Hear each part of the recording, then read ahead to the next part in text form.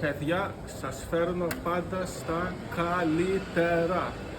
Βρισκόμαστε στο Duomo di Milano, στο Μιλάνο στην Ιταλία. Τράβα από εδώ Γιάννη, κοίταξε εδώ θέα. Έχουμε ανέβει απάνω, πήραμε τα σκαλοπάτια και ανεβήκαμε 108 μέτρα.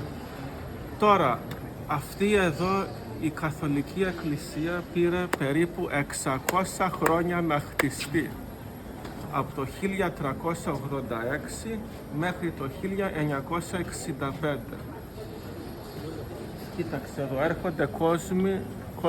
έρχεται κόσμος από παντού για να επισκεφτεί το Duomo και εγώ φίλοι σας έχω φέρει εδώ τσάμπα.